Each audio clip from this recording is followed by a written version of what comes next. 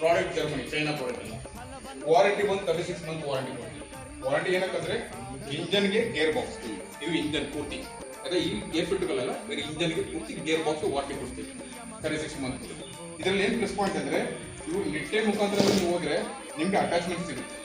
ಇದರ ಒಂದು pedal wheel ಬರುತ್ತೆ, ಆ ಗೇಜ್ ರೋಟೋವೇಟರ್ಸು ನೇಗಿಲು ಬರುತ್ತೆ, 3 ನೇಗಿಲು ಬರುತ್ತೆ, ಪ್ಲಸ್ ಟೈರ್ಸ್ ಎಲ್ಲ ಇದು ಬರುತ್ತೆ. ಇದು ಬಂದು ನಮ್ದು ಇವ್ರು ನಿಟ್ಟೆ ಮುಖಾಂತರ ಹೋದ್ರೆ ಅಮೌಂಟ್ ಅವ್ರು ಹೇಳ್ತಾರೆ, ಮೇಡಮ್ ಅವ್ರು ಹೇಳ್ತಾರೆ ಎಷ್ಟು ಅಮೌಂಟ್ ಅಂತ. ಇದರಲ್ಲಿ ಏನು ಪ್ಲಸ್ ಪಾಯಿಂಟ್ ಅಂದ್ರೆ ಯಾವ ಕಂಪನಿ ಕೊಡೋದಿರೋ ವಾರಂಟಿ ನಾವು ಕೊಡ್ತಾ ಇರೋದು. ಯಾಕೆ ವಾರಂಟಿ ಕೊಡ್ತಾ ಇದ್ರೆ ವಸ್ತು ಒಂದು ಅಷ್ಟು ಚೆನ್ನಾಗಿದೆ ಅಂದ್ಬಿಟ್ಟು ಕ್ವಾಲಿಟಿ ವಿಷಯದಲ್ಲಿ ಕಾಂಪ್ರಮೈಸ್ ಇಲ್ಲ ನಮ್ದು.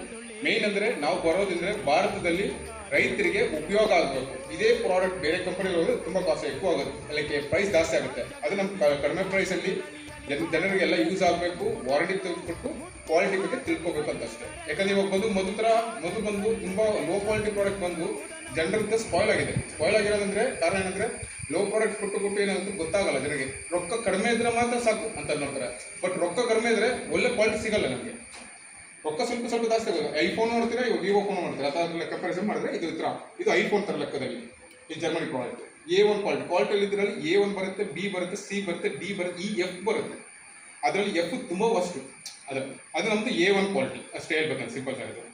ಇದೇನೋ ಡೌಟ್ ಇದೆ ಹೇಳಿ, ನಮ್ಗೆ ಕೆಲವು ಎಕ್ಸ್ಪ್ಲೇಷನ್ ಕೊಡ್ತೀನಿ. ಟೈರ್ ಬಿಚ್ಚೋದು ಫಿಟ್ಟಿಂಗ್ ಮಾಡೋದಲ್ಲ.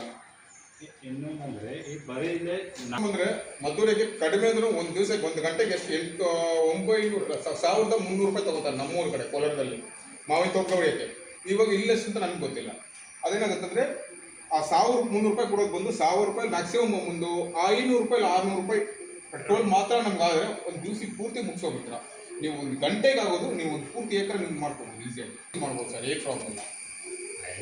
ಗಾಡಿಗೆ ಕೂಡ ಕೊಡ್ಬೋದು, ನಿಮ್ಮ ಅಭಿಪ್ರಾಯ ಅದು ಕೊಟ್ಟು ನೀವು ಹೆಂಗೆ ಮಾಡ್ಬೋದು. ಅದರಲ್ಲಿ ನೀವು ಬಂದು ಗಂಟೆಗೆ ಬಂದು ಇದು